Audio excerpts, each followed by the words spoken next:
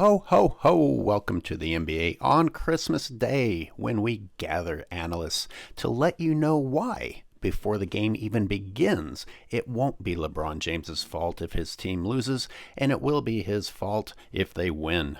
It literally doesn't matter what happens during the game. Join us after the game while we highlight anything good that he does while ignoring anything bad that he does. And we will waste you, the viewer's time, brainwashing you about LeBron James instead of looking at the players who actually accomplished something impressive that day. And indeed, how did that day go? LeBron James padded stats while failing to lead his team to another win. LeBron scored a bunch of points. That's the only thing you heard about. You certainly didn't hear that he and Westbrook had the same number of turnovers. In fact, they spent the day making fun of Westbrook instead of mentioning once that LeBron and Westbrook had the same number of turnovers. I'm not here to defend Westbrook. I don't really care about Westbrook.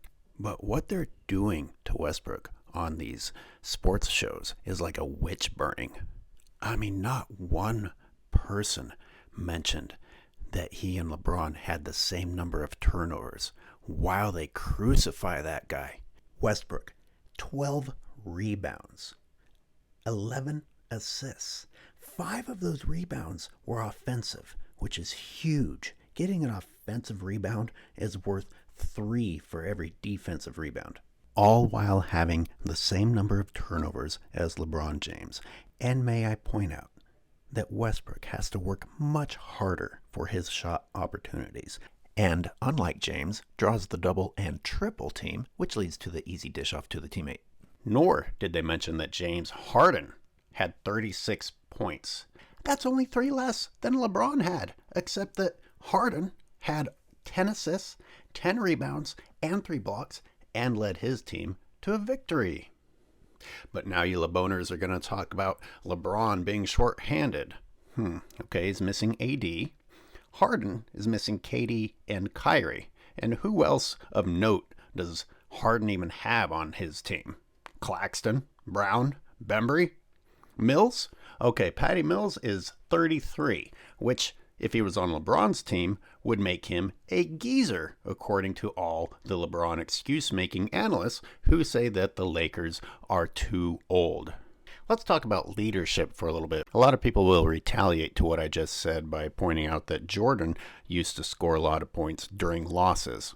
Well, that was at the beginning of his career. LeBron is at the end of his career and has been given everything he wants, except maybe Curry and Giannis. Not that he hasn't tried to add them to his super teams. Let's not forget that Jordan and LeBron are only a year away from each other in age when they ended their careers. But Jordan was getting better and better, while LeBron continues to fail as a leader. I'm getting really sick of commentators highlighting how many points LeBron James is scoring and his shooting percentage, because this is someone who's supposed to be the GOAT shooting uncontested shots. 90% of his shots are uncontested, and the ones that look semi-contested are just him flying through the lane while people get out of the way because they know they aren't allowed to touch him. On the same day that LeBron James lost yet got headlines, Curry and Giannis were leading their teams to victories, also scoring a large number of points, the difference being that they had to work for their points. They had to work for their shots. The other teams were focused on them and trying to shut them down.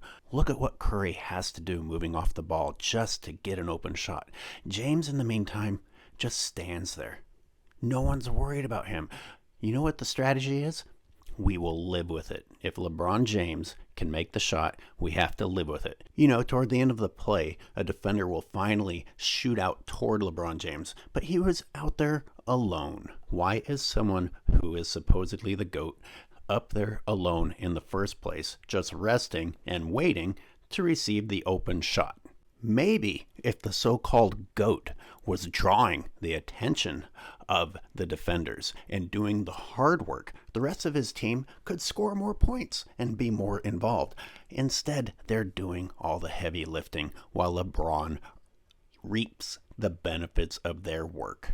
Start paying attention to how few times LeBron James even makes it across half court or is the last person across half court. And then he just kind of waits up there and then dashes in. Do not talk about the competitiveness of the guy who is the last one across half court. Do not talk about the longevity of a guy who is the last one across half court. He was not involved in the offense, but then suddenly decided to get involved when there's an opportunity for an easy bucket. These are not impressive points. These are not points that deserve to be highlighted. These are points that deserve to be scrutinized, but no one is scrutinizing him because that is not the strategy of the league. So while LeBron is racking up meaningless points during a loss, on the same day, Giannis had 36 hard-earned points in a win and was absolutely crucial in the end. Curry had 33 hard-earned points in his win. 2 days later, the 27th, DeRozan scored 35. Levine had 30. Reddish had 33. Bane 32. I don't even know who some of these people are. And they're scoring in the 30s. That shows you how meaningless it is to score 30-point games in today's NBA. Let's see, Ja had 33. Booker had 30. Porzingis 34. Harden 39 points, 15 assists, and 8 rebounds in a win. Again, short-handed. But all we hear about is how LeBron's hand-picked team of superstars, all-stars, future Hall of Famers weren't good enough for him, while Harden and other players actually overcome difficulties and act like leaders and lead and overcome.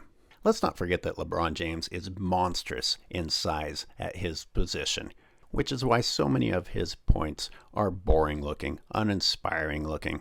He's just bigger and more powerful. Does Giannis have a size advantage? Well, I don't know. You tell me. The Greek Freak is only 2 inches taller than LeBron James and weighs less. He weighs less than LeBron James.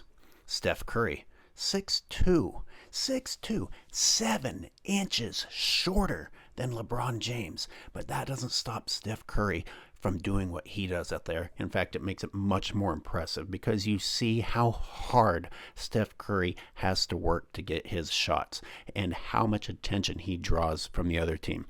This is not me being in love with Steph or Giannis. These are the other two guys that played on Christmas Day and actually worked for their points and won. But you're hearing about a guy who doesn't work for his points, racks up meaningless stats, and loses. How many times did I hear while watching the Warriors game the announcer say, look at all the attention that Steph draws. Look at the distraction he creates that benefits the rest of his team. You don't hear them say that about LeBron James, and he's supposed to be the GOAT. How can that not be true of the GOAT? I guarantee you they were still saying that about Michael Jordan at the end of his career. Michael Jordan was still the number one concern, the number one attention draw when he won his final championship. And I know talking about the hair is a little petty, but I gotta mention it because on Christmas Day, while we're watching him look bald on the court, he premieres a new commercial in which he has a full head of hair from front to back, which shows that he's in denial. He's willing to pretend that he's something that he isn't. You know, it's one thing if you regrow your hair successfully and then that's reality, but he's literally going into makeup before a commercial and has no problem with the fact that it is presenting him in a false reality. But it doesn't end there. Apparently, he goes into makeup before his press conferences. Don't tell me he doesn't have more hair on his head during his post-game comments than he had on his head during the game. Ruffles, own your ridges. This motherfucker literally said, Ruffles, own your ridges, in a serious voice. God damn, dude, take yourself seriously. Ruffles? Ruffles? Own your ridges. Dude, own your hairline.